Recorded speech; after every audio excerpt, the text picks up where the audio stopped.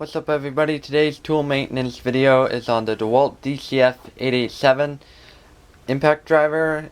What I'm going to do to this impact driver would be the same that you would do to any other Dewalt brushless impact driver.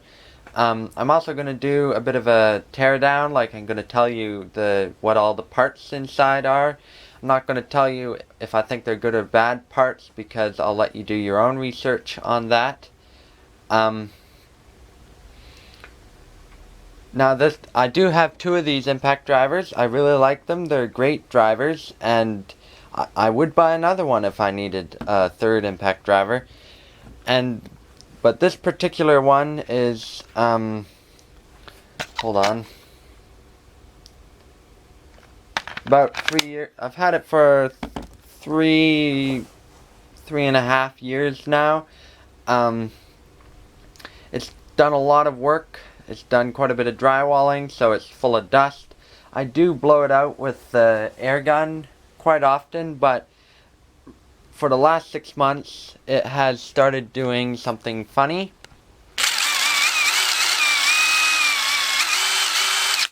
On speed 2 and speed 1. Doesn't normally do it on speed 3, although in the last couple of weeks it has started to occasionally do it on speed 3. So I'm thinking there's, because it gets worse and worse over time, I'm thinking it's either a loose connection or it's clogged with dust, which is very probable because I have used it a lot. But it is a good driver. I really like it. So now let's get to taking it apart and cleaning it out and seeing what's inside. Oh, and also the collet has started to get a little sticky since I used it for drywalling the most recent time. So we're also going to have a look at that. I'm also going to have a look at the hammer in here and see if it needs re-greasing, although I don't think it will. So now I'm just going to take it apart. And also another thing that I noticed was as it was doing that weird accelerating and decelerating or whatever the word is, the lights were changing color and brightness. So I think that possibly something in the trigger is all gummed up with dust. I'm going to use my little Makita to take it apart, and also I'm going to put the screws in a yogurt container so that I don't lose them.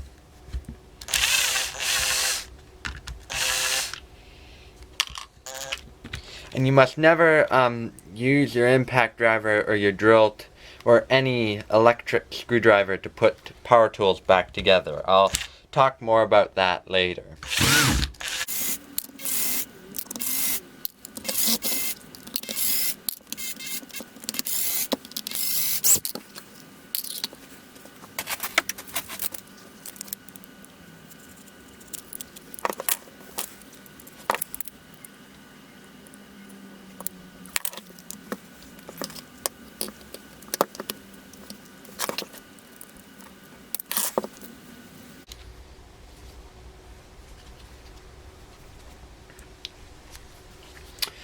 Okay, so I've gotten the shell off.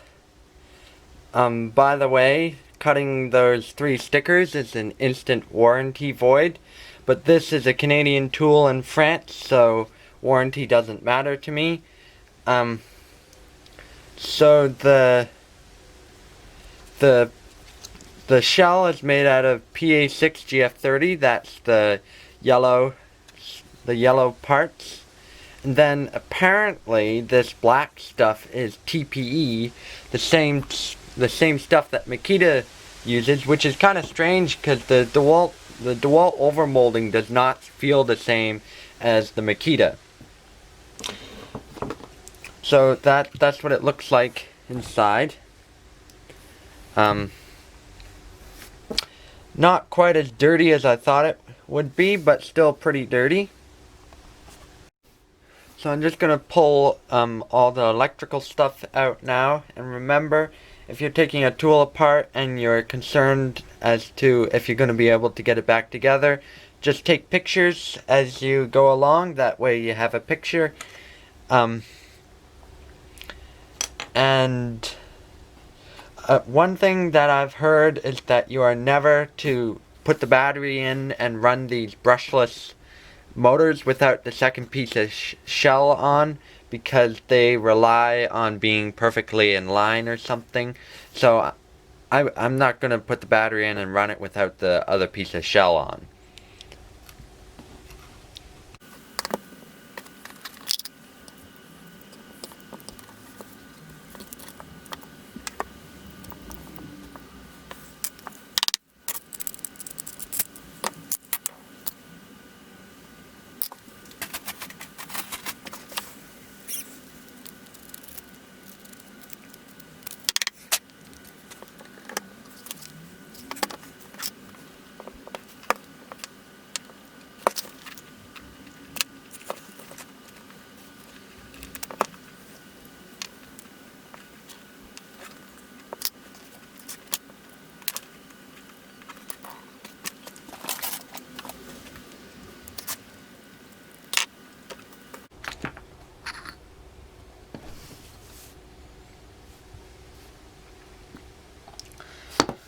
So as you just saw, to disconnect this, you need to just pull that out.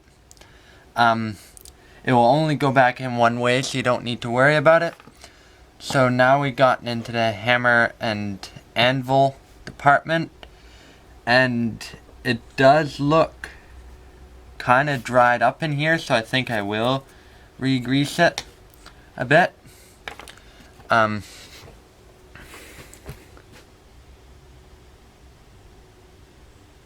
That's what it looks like inside. Here's the other part.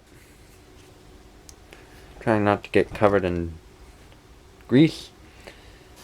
This is the gear assembly, which is screwed to the motor. And that just came off. Yeah, I'm not wanting to take all this stuff apart because I just don't want to.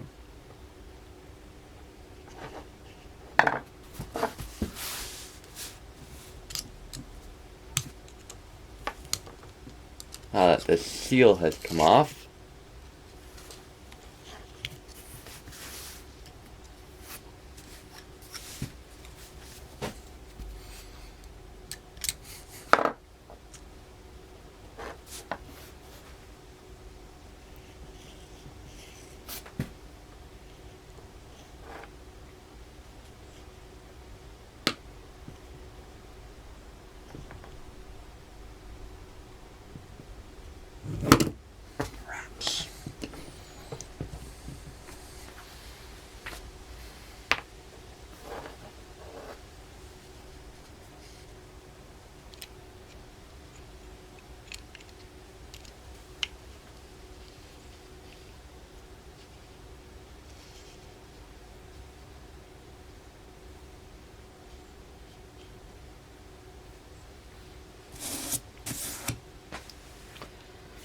so I'm just gonna put this back together.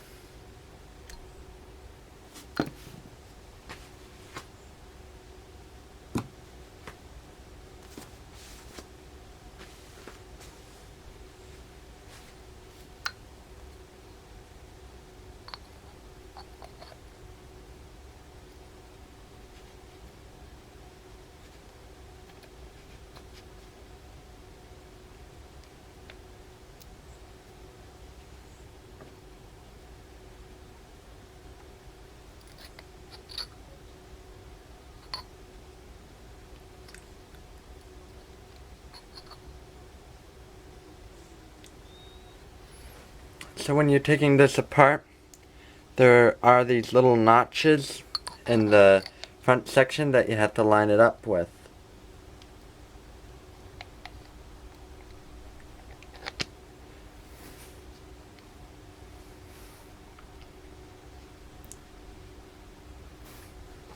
Okay, so now I'm gonna attempt,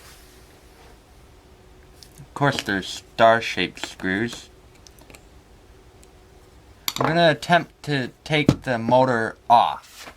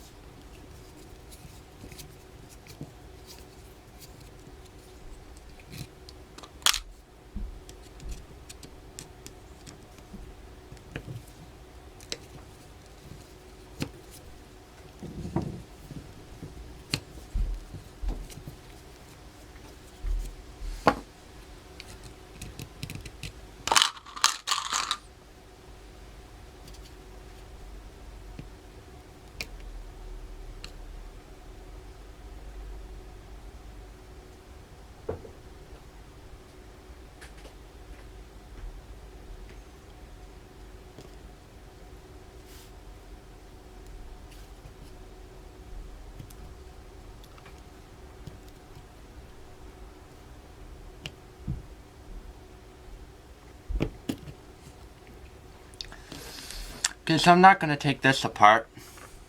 I'm going to leave it as one piece.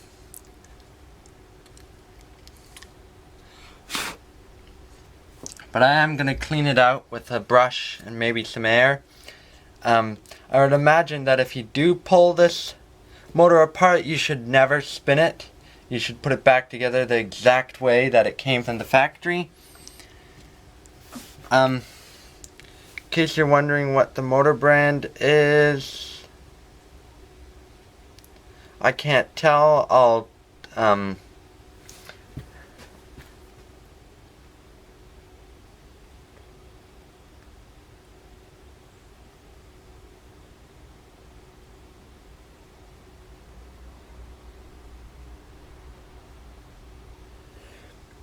hope you can see that well enough.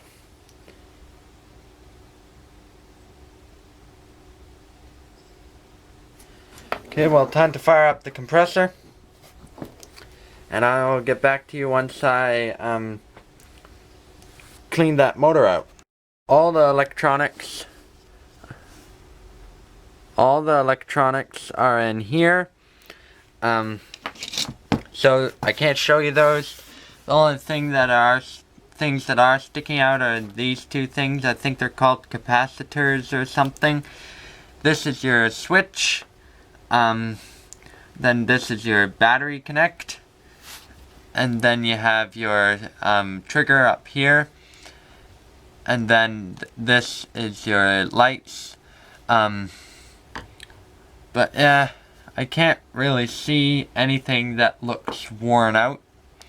So I'm just gonna clean it out and put her back together and hope that she works better. And then once I get her back together, I will fiddle with the collet. So I've blown all the electronics off best I can. So now I'm going to take this apart again. And we will grease the hammer.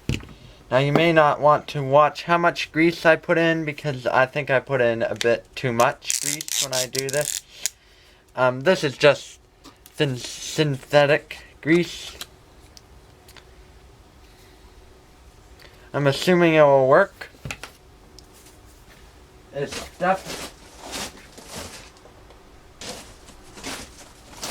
definitely not what was in there before, but it's what I have today, so it's what I'm going to use.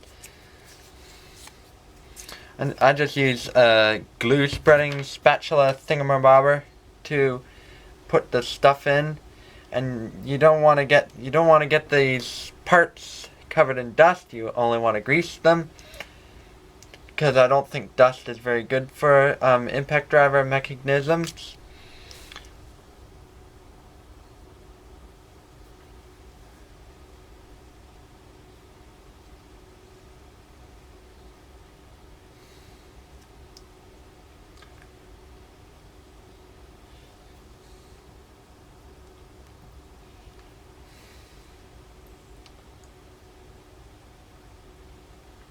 I'm just smooshing it in there on the spring, trying to get it on the gears.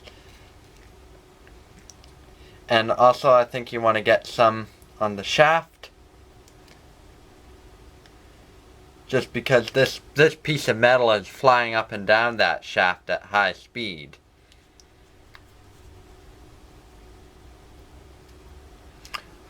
Then I'm just going to lift this piece of metal that I just finished putting on up, and I'm going to smoosh some grease in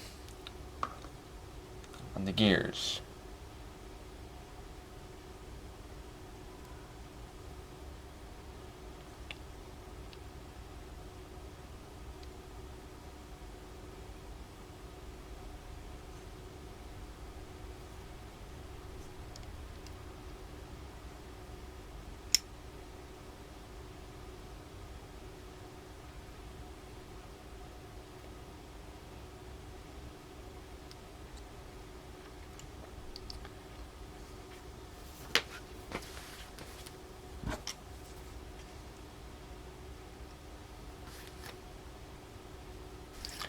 And don't wear white clothes while you're doing this work.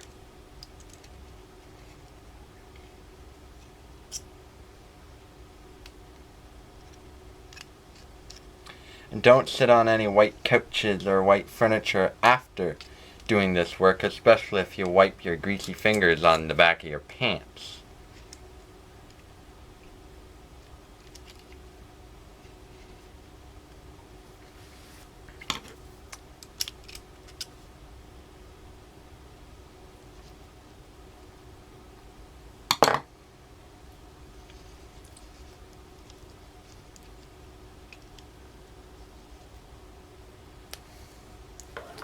And have a paper towel handy before you start this exercise.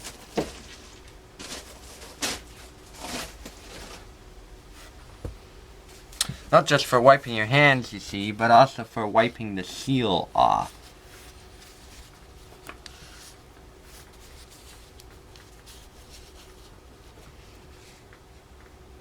It's probably a good idea not to get any of the grease on the electronics.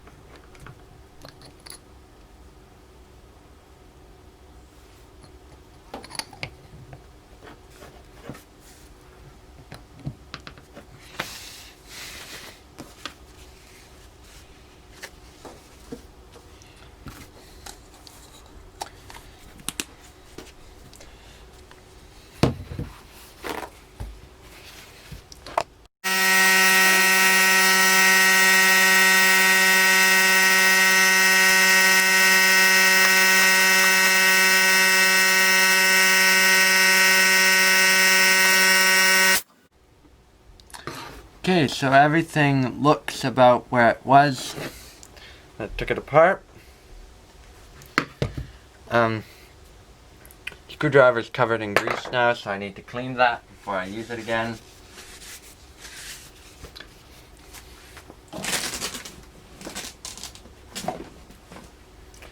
So this wire just goes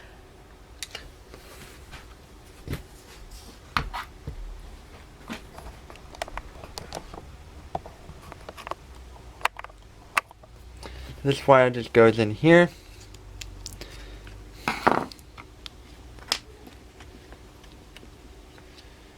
This just slides in here.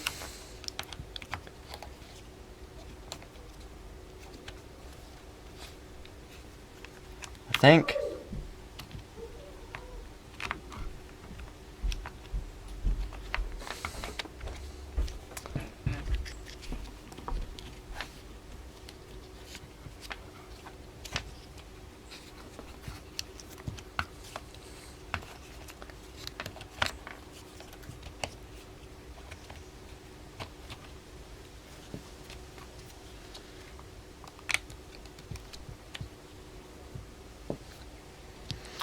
Okay, and now I need to put this thing back in.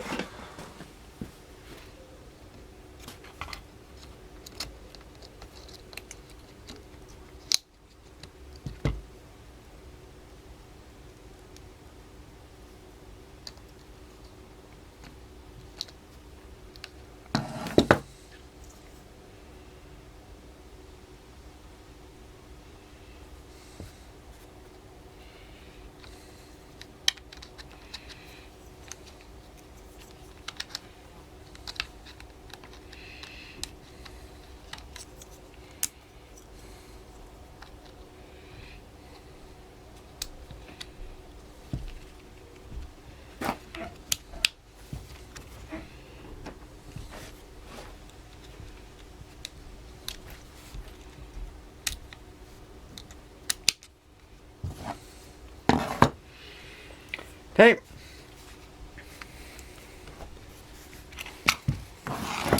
So she's back together now. Running out of memory room. So she's back together now. That's what she looks like. Now I'm gonna put the other shell on. So when putting the shell on, of course you want to make sure everything lines up. Needle nose pliers are always useful for stuff like this. The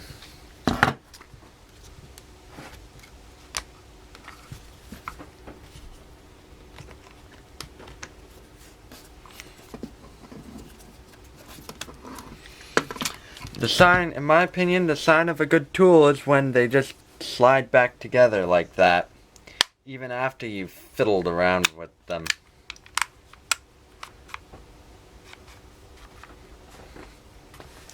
Okay, let's put the screws in. And something that I learned about putting screws in, hold on.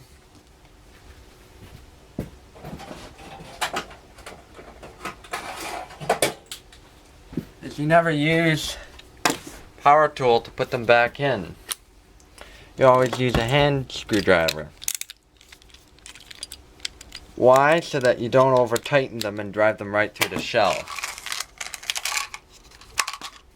And really, it doesn't take that long to use a hand screwdriver. You don't need to buy a 4-volt screwdriver just for this job. a hand screwdriver won't take that much longer to use.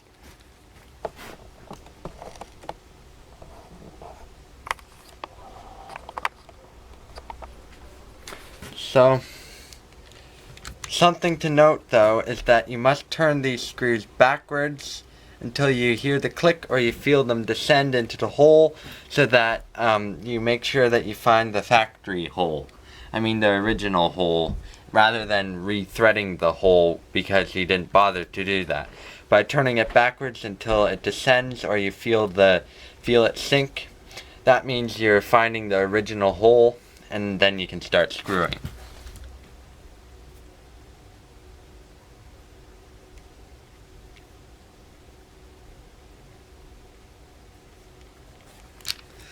Sometimes takes a while to find.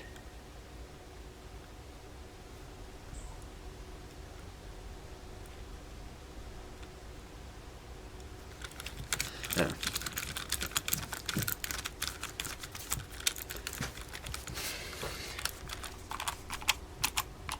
You don't want to tighten them too tight until you have all of them in, so that you don't bend the shell in any weird ways.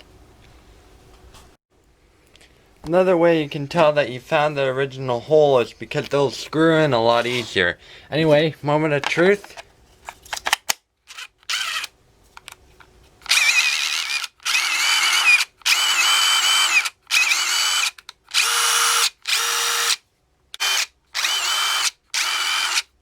Well, still doing it.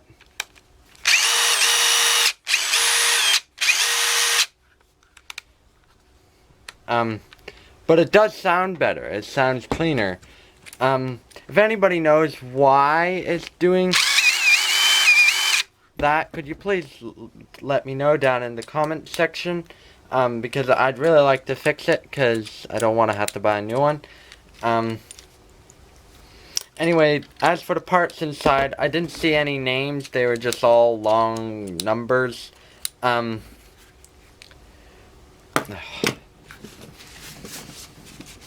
But most of the plastic inside here was PA6GF30. So that's good plastic. So now I'm going to take the battery off, and I need to figure out how to fix this collet. So I'm not going to talk while doing this, because I'm going to put it in a fast forward. Not fast forward, time lapse.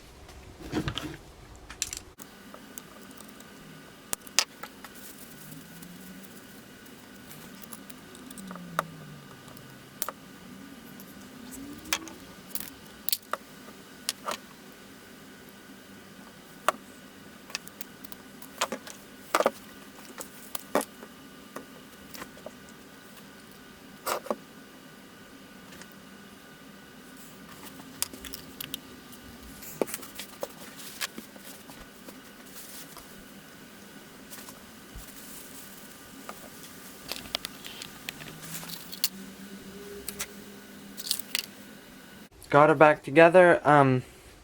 Got the collet back together. It's working now. The grease seems to have helped, although I would not recommend taking this collar off. It was rather hard to get it back on, and you could probably achieve the same effect by just taking an old bit, filling that with grease and sticking it in there and pulling it out a couple times. So see this little, that's for getting your screwdriver in there to lever it out, and also to lever it in. I have stretched the piece of metal a bit, unfortunately, but oh well, it's still holding, and it doesn't look that bad. But yeah, I would not recommend taking this collar apart. So anyway,